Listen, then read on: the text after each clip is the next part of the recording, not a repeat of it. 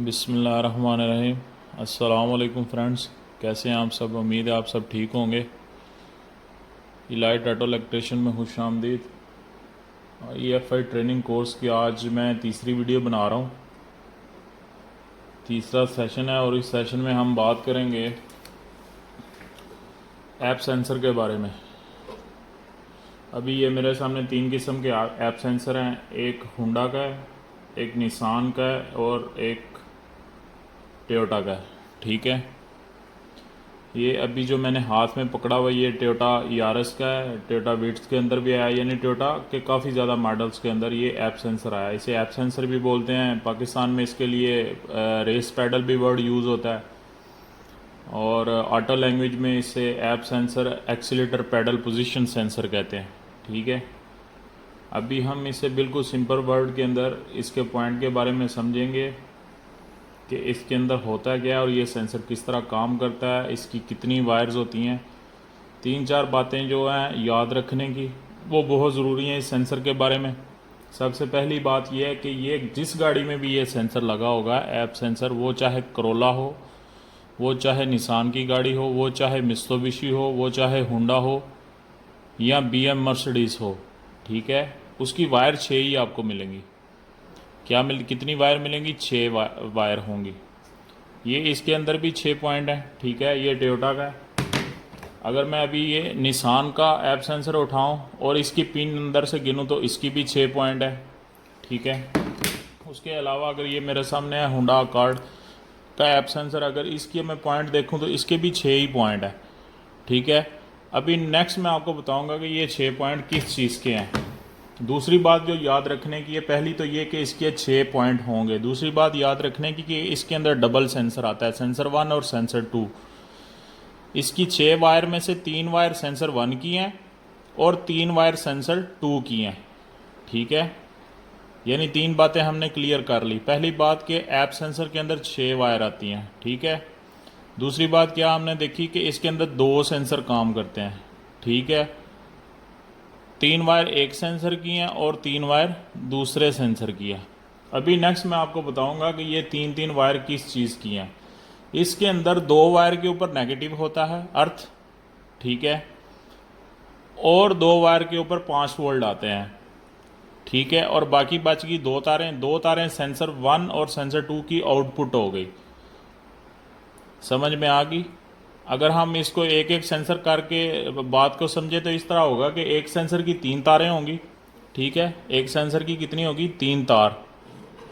ठीक है, एक होगी नेगेटिव, ठीक है, एक हो गया 5 वोल्ट, ठीक है, और एक हो गया इसका आउटपुट सिग्नल जो सीधा ECM की तरफ जाता है।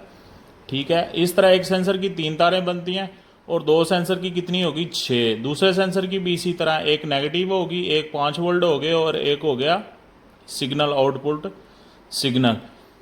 और सबसे ज़रूरी और आखिरी बात जो इस सेंसर के बारे में, ये जिस गाड़ी में भी ये सेंसर लगा होगा एक्सीलेटर पैडल पोजीशन सेंसर, इसकी 6 की 6 वायर जो है सीधा कंप्यूटर से आएंगी। फॉर एग्जांपल ये मेरे पास टोयोटा का ECM है, ठीक है, या ये फिर ये निसान का ECM है। जिस गाड़ी का भी ये ECM होगा, इसकी 6 की 6 वायर सीधी कंप्यूटर से इसके ऊपर आएंगी। ना कोई वायर इसकी फ्यूज़ बॉक्स से आएगी, ना कोई वायर किसी दूसरी जगह से आएगी। इसकी 5 वोल्ट की भी वायर, इसका नेगेटिव सिग्नल यानी अर्थ जिसे मैं बोल रहा हूँ, और इस थर्ड वायर जो है इसकी जो आउटपुट सिग्नल है वो भी कंप्यूटर से ही आएगा। ठीक है, तो आई होप कि आपको एक्सीलेटर पैडल की वायरिंग के बारे में समझ आ गई है। और कुछ गाड़ियां हैं डीजल जिनके अंदर ये ट्रिपल सेंसर आता है, एक्सीलेटर पैडल पोजीशन के अंदर ट्रिपल सेंसर आता है। ठीक है, जब हम इसके अंदर 3 सेंसर किसी एक्सीलेटर पैडल के अंदर 9 वायर्स देखेंगे तो फिर वो सिस्टम वही होगा जो मैंने अभी आपसे शेयर किया कि एक सेंसर की 3 वायर होंगी, एक अर्थ, एक 5 वोल्ट और एक आउटपुट। ठीक है, इसी तरह डिवाइड हो गए 3 हिस्सों में, 9 तारें बन जाएंगी। सेंसर 3 होंगे लेकिन कुलिया बेसिक वही रहेगा जो मैंने अभी आपके साथ शेयर किया। ठीक है, तो आपको समझ आ गई है। मैं एक दफ़ा फिर रिपीट कर देता हूँ। APP sensor accelerator pedal position sensor, ठीक है, किसी भी गाड़ी का हो, जापानी का, मित्सुबिशी का हो, निसान का हो, टोयोटा का हो, इसकी 6 वायर्स होती हैं।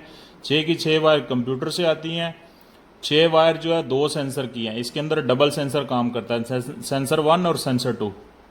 एक सेंसर की 3 वायर और दूसरा सेंसर की 3 वायर। ठीक है, तो आई होप कि आपको ये जो एक्सीलेटर पैडल है ये क्लियर हो गया। तो ये जो बातें मैंने आपसे बताई हैं, इन बातों को काम करने के लिए जहन में रखें। अगर कभी भी आपके पास कोई गाड़ी आती है जिसके अंदर एक्सीलेटर पैडल के रिलेटेड कोई कोड है, तो सबसे पहले इसके ऊपर 2 तार के ऊपर जो है 5 वोल्ट चेक करें, इसका अर्थ चेक करें। उसके बाद इसकी जो वापस वायर कंप्यूटर की तरफ जाते हैं वो वायरिंग चेक करें।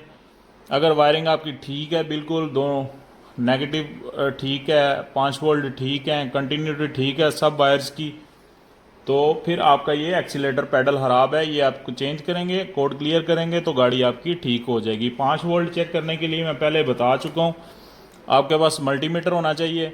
मल्टीमीटर से आप इसके 5 वोल्ट चेक कर सकते हैं। इसकी कंटिन्यूटी जो कंप्यूटर तक है वो भी आपको चेक करने के लिए मल्टीमीटर की ज़रूरत है। इसलिए अगर आप EFI गाड़ियों का काम कर रहे हैं तो मल्टीमीटर ज़रूर रखें। ठीक है, इसी बात के साथ मैं अपनी वीडियो को इधर ही फिनिश करता हूँ। अपना ख्याल रखें, अपने घर वालों का ख्याल रखें, दुआओं में मुझे भी याद रखें, नमाज़ पढ़ें, दुरूद शरीफ पढ़ें। ऐसा करना दुनिया और आखिरत के लिए बेहतर है। जब भी कोई काम शुरू करें बिस्मिल्लाहिर्रहमानिर्रहीम पढ़ के, दुरूद शरीफ पढ़ के शुरू करें। अल्लाह ताला इंशाल्लाह आपकी हर काम में मदद करेगा। कोई भी ऐसा काम नहीं जो आप नहीं कर सकते। ठीक है, अल्लाह हाफिज़। इंशाल्लाह ताला नेक्स्ट वीडियो में इंशाल्लाह फिर बात होगी। अस्सलाम वालेकुम।